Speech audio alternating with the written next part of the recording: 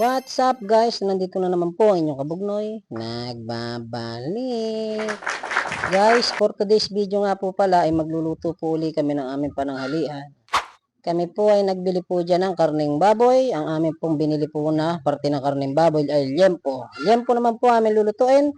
Habang si Burluloy naman po nagpapadikit po, nagpapabaga para dyan po namin mamaya iihaw. Itong aming lulutuin liempo. Ang Wow! aking kumpare po ay ginagayat na po itong kamatis. Ay talaga naman, quality na naman ang pananghalian na inyong kabugnoy ngayon. Yes! Guys, nga pala nung isang araw ho, ay ang aming ulam ay bituka ho ng baboy. Ay ari naman, ang napakasarap naman ito. Talagang liempo. Ay, ginayat na ni pare, aring sibuyas. Ay, hindi mawawala si LD yan guys. Yan ang nagpapasarap sa ating pagkain. Ika nga ipang pagana. Tapos nang guys, pipigaan ho ng ating kumpare ng kalamansi para lalong sumarap itong ating sausawa ng liempo. Andyan po ang aking si Father. Oh. Kakain din mamaya yan. Pagka ganyan kasarap ang ulam, may dapat i-ready lahat. Ika nga hindi na pwedeng mahiya. Ika nga aba, quality, libre. Guys, nilalagyan na po na aking kumpare ng toyo para mamaya ay di gayak na gayak na itong sausawan habang iniihaw. At ito may nakaredy na, nakalagay na sa bao. Yan guys, oh, nakababad na po ang aming pang-ihaw.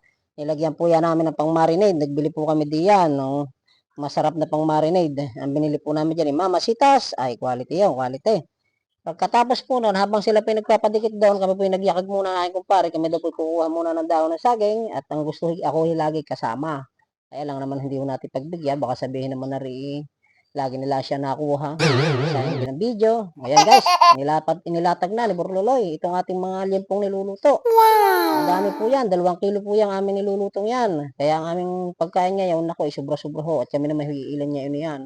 Yan guys, ang aming sinaing, medyo luto na, iniin-in. Pagka inain-in mamaya, dadagay na ho yun sa lamisa at nang lumamig na. At nang pagkain ho namin mamaya, hindi ho masyadong mainit. At ayan na po, binaligtad na po ni Burluloy. Nanay, binaligtad na ho ni Burluloy itong liempo. Ay, kita nyo naman guys, oh.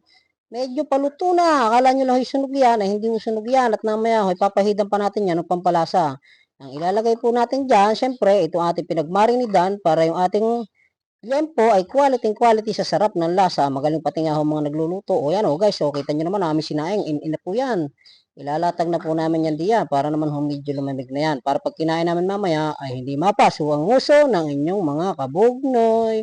Tarararan. Yan guys, oh, medyo luto na. Ay talaga naman, titimusan na mamaya yan ng inyong mga kabugnoy. Pagka ganyan karami ang ulam at ganyan kasarap, ay dali. Ginagayat na po ng ating si Paring Ambo. Yang mga yan po, bumili po ng limpo ay talagang galanti nga ho ngayon. Isipin nyo naglimpo. Ay nung isang araw ay puro isda ho ang aming dinadali. Sabi sa amin, aba, ayan, kainin naman natin limpo. Lagi nila isda. Bata, hindi na mautas na yan. Ayun pala naman hong anak ni Ambo. Kaya ho nung minsan, kapag kami nakain, ay tabangin. Hindi pala humahilig sa disabaw. Ang gusto ho lagi noon, yung mga gantong ulam. Asya, ay di, yaring-yari daw ngayon sa kanya yan. Talagang titimusan daw maigi. At ariho guys, si Burluloy, naputol pa ang kutsilyo. Talaga naman na rin si Burluloy. O yan, ginagayat na ni Burluloy. Tarararan. Guys, kain po tayo ng ating pantanghalian. Ay napakasarap po kumain pagkagarni salo-salo talaga. Kita nyo naman guys, yung sausawa namin nakalagay sa bao. Wala ho kami pambili ng hawong. Alam nyo naman ho, pagdating ho dito sa bodega, ay kanya-kanya ho nang gawa ng paraan. Para naman ho kami makasurvive pang araw-araw dahil mahina ho ang trabaho, ay lalaksan na lang ho ang kain. Ang aking manong father ay nakain na lamang, ay nagbababang ka pa. Papa, sumubo ka na, maya-maya ka na kumain. What? Tarararan, tarararan. At ari naman po si Pinsan Tupen ay ayaw na ayaw kumakain sa dahon. Ang gusto lagi ay siya may dalading malutuan. Eh sabi ko sobra-sobra na rin kaning. Are, bigyan naman nagdadala pa na rin kanin.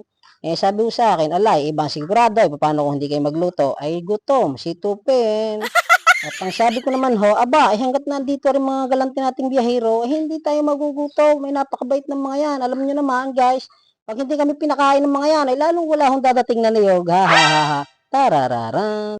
Guys, kaya ho pag minsan na niluluko namin, sabi ho namin, para ho marami dumating na niyog, ay bumili na ng pagkain. At nang pagbumili, ay may dumating. Aba, ay nga tiwahay nagbili nga ako ng pagkain, ay matik ko kanina bigla akong dagsa akong dating. Kaya nga sabi Wow! ko nga ako sa kanila, ay kung gusto marami dating, ay laging busogay ng inyong mga kabugnoy. Ha ha ha.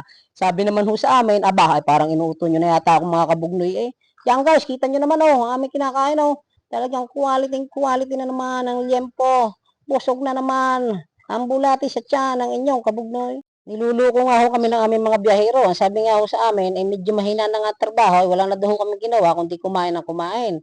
Eh sabi ko naman ho, ano pang gagawin pagka ganyan? Eh di kain na lang at inom. Ay alam niyo naman guys, pagka dumami naman ho ang niyog, ay talagang baldang-balda ho lalo sa inyong mga kabugnoy pagka tagdami ng niyog. Guys, paano gaya? Hanggang dito na lang po ang aking video. Sana po inyong nagustuhan. At yung inyo pong nagustuhan, palambing naman po, paki-follow, like, and share naman po ang inyong mga kabugnoy.